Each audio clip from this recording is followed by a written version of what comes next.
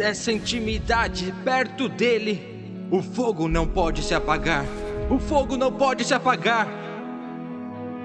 E assim como Jesus curou quando esteve sobre a terra e tem curado durante o tempo todo, desde que partiu até este dia, continuará curando.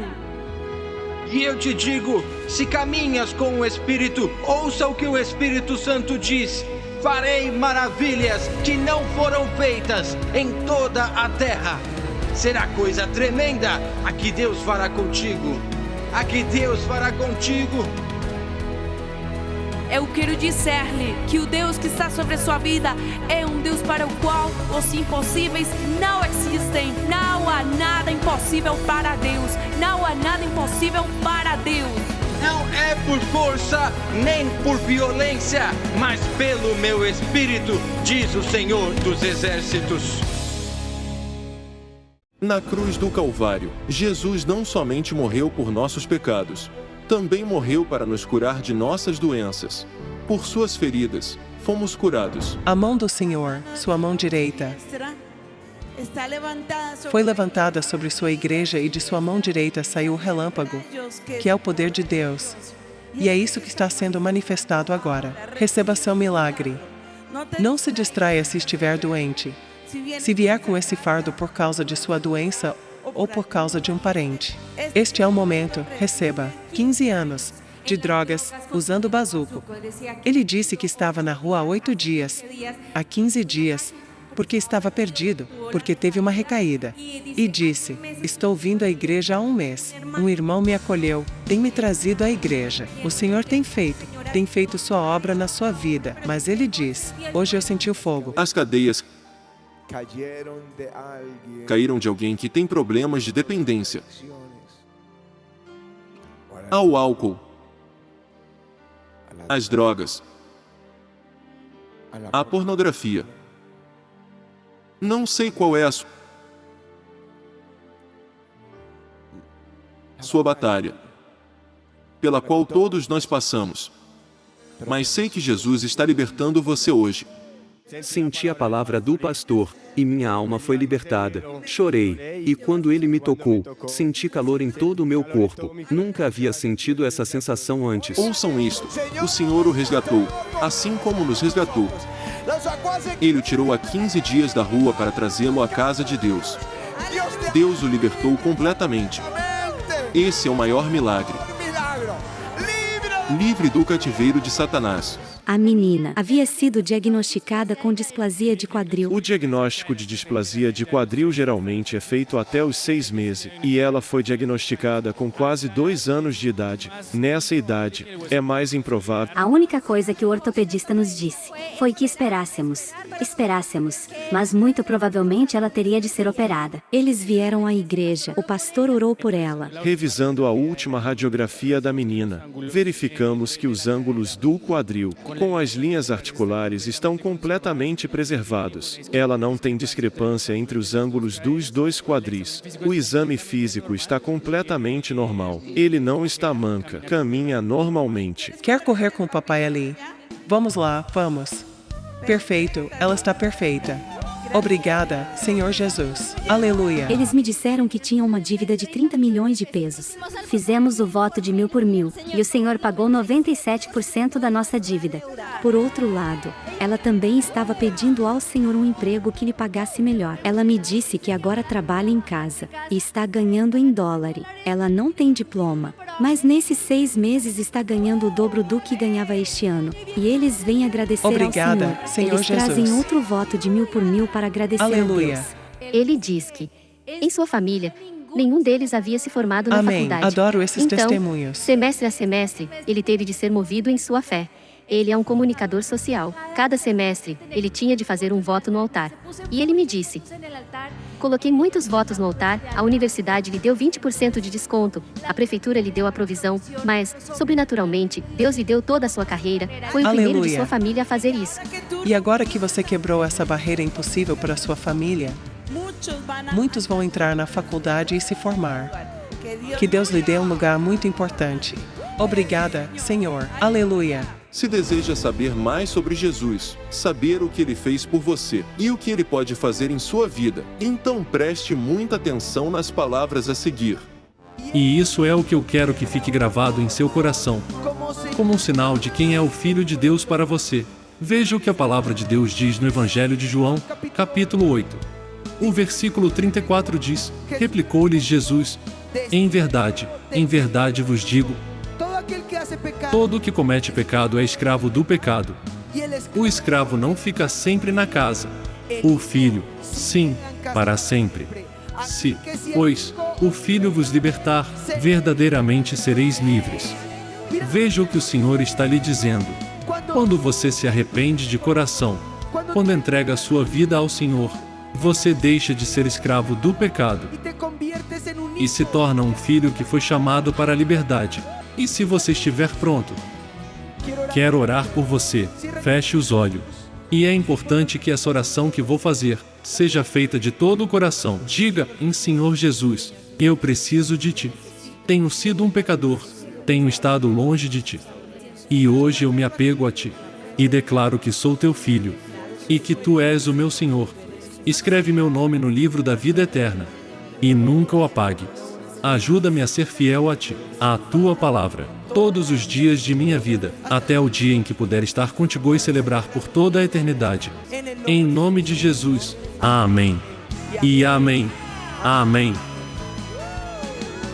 A seguir você encontrará uma poderosa pregação que transformará a sua vida e lhe dará a convicção em sua alma de que o Senhor sempre pelejará por você. Não se distraia, porque uma palavra pode mudar sua vida para sempre. Com você, o pastor Ricardo Rodrigues.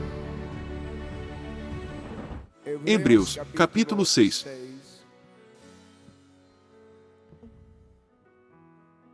E no versículo 13.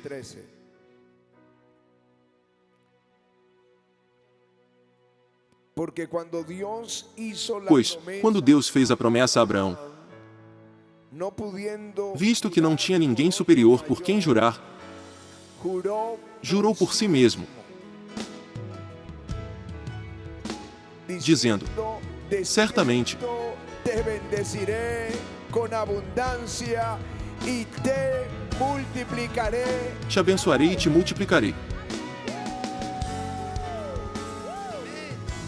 E assim, depois de esperar com paciência, obteve Abraão a promessa.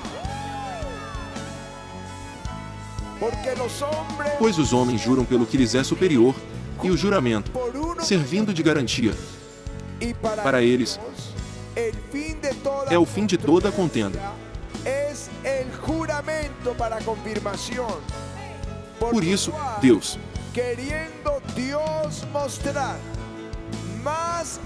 quando quis mostrar mais firmemente aos herdeiros da promessa, onde estão os herdeiros da promessa? Aquele que está em Cristo é herdeiro da promessa, diz Gálatas. Onde estão eles? Levante a mão e diga: eu estou. Por isso, Deus, quando quis mostrar mais firmemente aos herdeiros da promessa a imutabilidade do seu propósito, se interpôs com juramento, para que, mediante duas coisas imutáveis,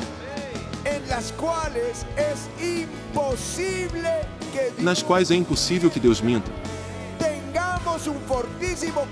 forte alento tenhamos nós que já corremos para o refúgio,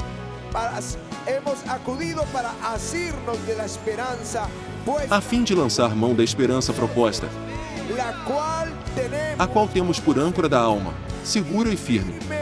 Âncora firme da alma. Diga a ele: âncora da alma. Diga a ele: âncora da alma.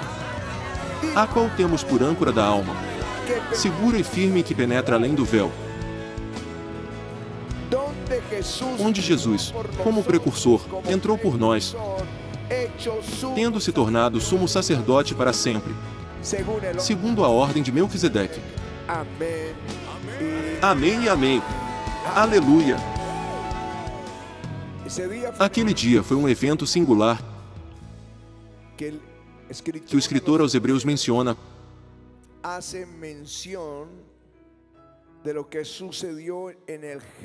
como o que aconteceu em Gênesis com Abraão. No dia em que Deus o testou e disse: ofereça-me seu filho. Ele queria saber se Deus era o primeiro. Se ele poderia liberar a tremenda bênção sobre Abraão. Abraão pegou Isaque e ia oferecê-lo, e o Senhor disse: pare. Agora sei que você teme a Deus. E ele jurou. Jurou por si mesmo, dizendo: certamente te abençoarei e te multiplicarei. E o escritor aos Hebreus diz que todo desentendimento entre os homens às vezes é definido pelo juramento. Às vezes, em um desentendimento, alguém diz: eu juro que é verdade. Eu juro que vou fazer isso. Eu juro que vou fazer aquilo.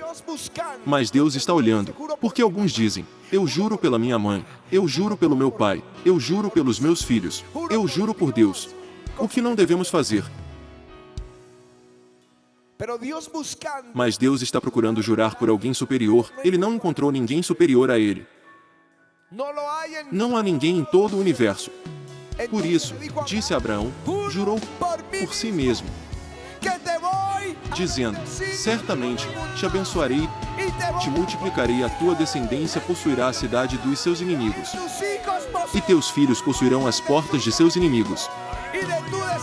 E de sua descendência serão abençoadas todas as famílias da terra. Aleluia! Tudo isso começou. Tudo para chegar ao dia em que Deus prometeu abençoá-lo. E com essa bênção, abençoar os herdeiros da promessa. Tudo isso começou na Babilônia, na terra dos caldeus. Lá estava Abraão, lá estava ele com Sarai, sua esposa. Eles não tinham filhos. Ele já estava com 75 anos. E então Deus, a fim de levá-lo à bênção, fez-lhe uma promessa. Ora, disse o Senhor a Abrão: sai da tua terra, da tua parentela e da casa de teu pai e vai para a terra que te mostrarei, de te farei uma grande nação, e te abençoarei, e te engrandecerei o nome. Sê tu uma bênção. Abençoarei os que te abençoarem e amaldiçoarei os que te amaldiçoarem. Para levá-lo à bênção do juramento, Deus teve de tirá-lo da terra dos caldeirões. Deus não poderia abençoar Abraão e lhe dar uma tremenda promessa em uma zona de incredulidade. Se ele permanecesse nessa zona de incredulidade, as promessas seriam uma batalha para ele, porque as pessoas ao seu redor lhe roubariam a fé. Às vezes, Deus precisa nos mover para cumprir suas promessas. Por exemplo, no caso de José, Deus disse a José, em um sonho, que ele governaria, que estaria acima de seus irmãos, que eles viriam e se curvariam diante dele. Deus lhe deu a promessa. A âncora firme é a promessa. Mas mesmo tendo lhe dado a promessa, Deus teve de pressioná-lo. E como o pressionou? E como ele o pressionou? O ciúme de seus irmãos, a inveja deles, fez com que o vendessem como escravo ao Egito.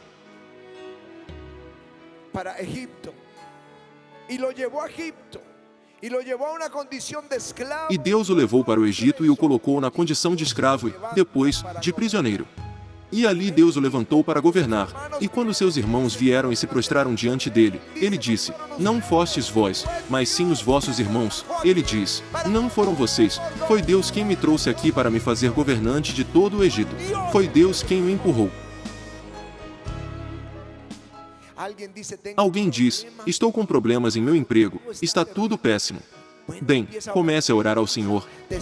Talvez o Senhor o esteja pressionando para uma nova promoção. Alguém tem problemas no ambiente em que vive. Que Deus não o esteja empurrando para uma bênção maior. Se alguém tem problemas com seus amigos e está falhando com eles e os traindo, que Deus não o esteja empurrando para uma nova bênção. Bênção maior. grande bendición. Aleluia! Los sueños de Dios. Os sonhos de Deus são maiores. Então Deus, Dios para cumprir o plano, el plan, la a promessa, Abraham lo tenía que empujar Deus teve que tirar Abraão da zona de descrença, de zona de idolatría y llevarlo da zona de idolatria e levá-lo para ensiná-lo a andar com Deus. O Senhor fez 3 coisas. Primeiro, transferiu-o para onde ele morava. Segundo, cambiar. mudou sua visão. Porque Abraham Porque Abraão chegou um momento em que estava em sua tenda e se viu, como nosotros a veces nos vemos. como às vezes nos vemos quando nos olhamos no espelho ou quando olhamos para o que está ao nosso redor. Abraão se viu como um homem velho. Viu sua esposa. Ela era estéril e já estava na menopausa. Ele não podia mais ter filhos e começou a chorar. E o Senhor falou com ele em uma visão e disse: Abraão, sua recompensa será grande.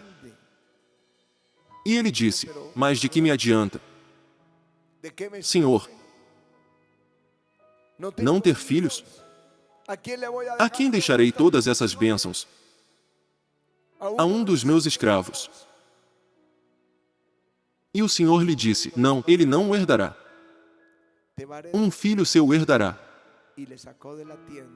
Então o tirou da tenda e lhe deu uma visão, as estrelas do céu. E lhe disse: Assim será a tua descendência. Deus teve que mudar sua visão para que ele andasse com os olhos da fé e não com os olhos do que vemos. A visão é necessária porque amplia o coração. A Bíblia diz que Salomão tinha grandeza de coração. E grandeza de coração significa que ele não tinha uma visão ruim. Ele não estava pensando em um templo pequeno. Estava pensando em um templo bonito. Ele não estava pensando em uma casa pequena. Estava pensando em grande. E não apenas para si mesmo, mas para seus servos, todos os que trabalhavam, seu exército. A rainha de Sabá ficou maravilhada com toda a beleza. A comida, a prata, já era como madeira. Tudo era em ouro. Porque ele tinha grandeza de coração. E o que Deus fez com Abraão foi que ele parou de ver as rugas que via no espelho e começou a ver a grandeza do coração de Deus. Uma multidão inumerável. Por isso, ele teve que tirá-la do caminho. E eu ensinei isso. Ensinei isso muitas vezes. Mas sei pelo Espírito que é para nós hoje. É para você. Mudá-lo de lugar não significa que você tenha de sair de casa. Talvez Deus esteja mudando até mesmo seus amigos. Mas está mudando você da zona de descrença para andar com Ele. Está mudando sua visão. E o que ele fez com Abraão foi mudar seu nome. E foi então que ele fez a promessa a ele. Agora eu lhe prometo isso. E ele lhe faz uma promessa maior do que a primeira, de deixar sua terra e sua parentela. Ali ele lhe promete que sua semente será poderosa. Que eles terão reis de sua semente, que eles possuirão as portas de seus inimigos. E ele fala com ele. Isso está em Gênesis 17. E ele muda seu nome. Por que ele muda seu nome? Para que Abraão pudesse começar a profetizar. Profetizar é como Deus fala. Ele chama as coisas que não são como se fossem. Ele fala das coisas que não são. Seja a luz no meio da escuridão e ela é a luz. Ele fala das coisas que não são como se fossem. Agora Abraão para de ver suas rugas e começa a chamá-lo de pai de multidões. Você é pai de multidões. Comece a profetizar. Fale como Deus fala. Ele disse que você será um pai de multidões. Mude seu nome.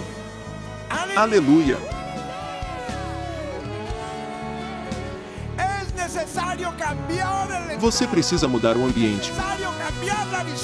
Precisa mudar a visão e precisa mudar a linguagem para que a superabundância venha. A bênção prometida por Ele. E é aí que Ele prova isso e é aí que Ele jura a Ele. Jurou por si mesmo, dizendo: certamente te abençoarei e te multiplicarei. Foi então que Ele jurou a ele. E a Bíblia diz que Deus abençoou Abraão em tudo. Abençoou-o com filhos, abençoou-o com bens, abençoou-o com honra e fama, abençoou-o com uma boa velhice. Os inimigos reconheceram que Deus estava com ele. Deus cumpre sua promessa. Ele é a âncora da alma.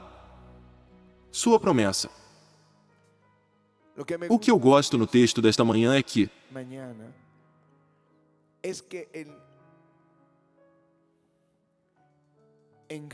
em Gênesis, a promessa estava sendo dada a Abraão, mas em Hebreus ela está sendo dada a nós. A promessa é para nós. Agora somos os herdeiros da promessa de Abraão. Agora somos os herdeiros da promessa. E Deus prometeu nos abençoar abundantemente e nos multiplicar muito. Deus jurou nos abençoar, e Ele vai cumpri-la. E Ele vai cumpri-la com você. E Ele vai cumpri-la comigo. Talvez o que você tenha de fazer seja a mesma coisa.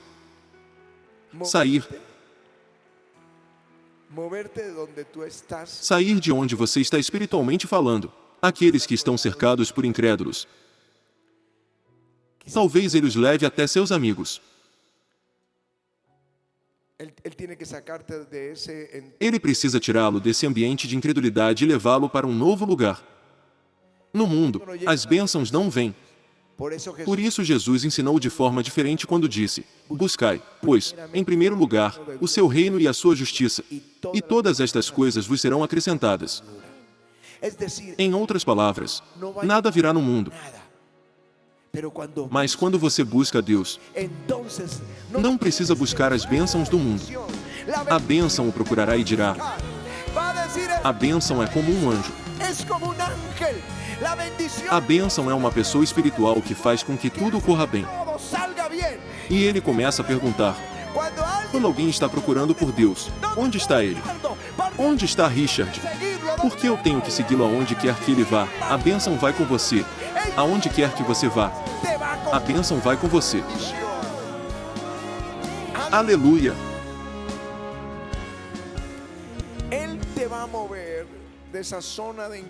Ele vai tirá-lo da zona de descrença e levá-lo para uma atmosfera de fé. É isso que acontece na igreja. Porque sei que chegamos com preocupações, com ansiedades, com batalhas que enfrentamos. Mas, de alguma forma, ao ouvirmos a palavra de Deus, a fé vem. Porque a fé vem ao ouvirmos a palavra de Deus, a fé vem. Quantos de vocês percebem que, quando estão na igreja, a fé cresce e agora vocês acreditam e abraçam as promessas? Deus o leva a uma atmosfera de fé em que há o Espírito Santo, que é chamado de Espírito da Fé. Ele traz a fé. Então, seja qual for a promessa de Deus, você a aceita e acredita nela. Isso muda sua visão. Como Deus muda a visão?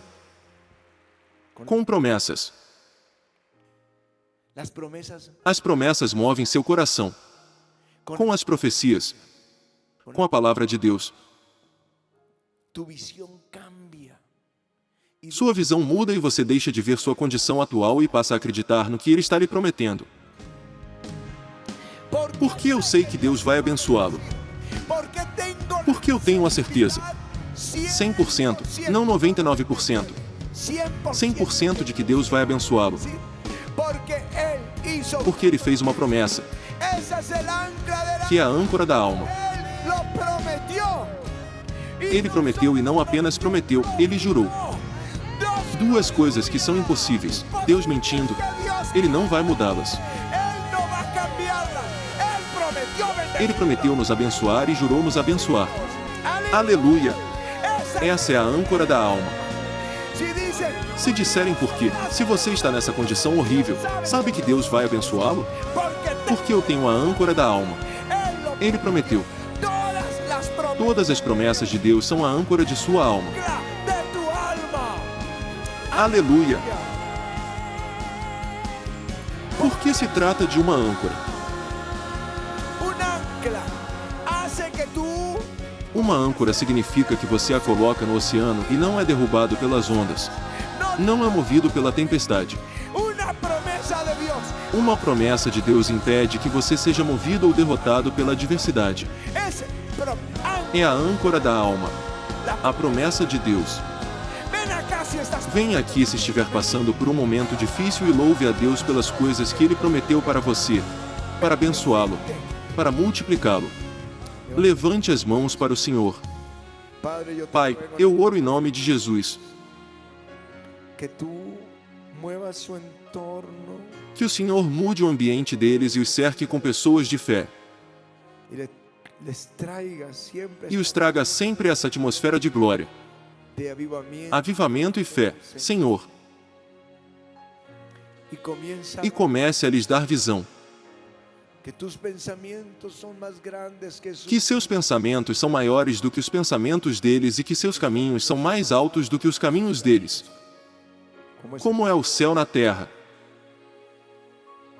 Comece a lhes dar visão. Deus vai lhe dar uma família. Ouça, há alguém que precisa dessa palavra. Deus lhe dará uma família. E Deus o multiplicará. Receba. Dê-lhes visão. Sua bênção. Seu cuidado. Que ao buscarem o reino de Deus e sua justiça, outras coisas virão. Elas virão. É um acréscimo, um presente. Deus se deleita em mostrar misericórdia. Como Jesus curou quando esteve sobre a terra e tem curado durante o tempo todo desde que partiu até este dia, continuará curando. E eu te digo, se caminhas com o Espírito, ouça o que o Espírito Santo diz. Farei maravilhas que não foram feitas em toda a terra. Será coisa tremenda a que Deus fará contigo. A que Deus fará contigo. Eu quero dizer-lhe que o Deus que está sobre a sua vida é um Deus para o qual os impossíveis não existem. Não há nada impossível para Deus. Não há nada impossível para Deus. Não é por força, nem por violência, mas pelo meu Espírito, diz o Senhor dos Exércitos.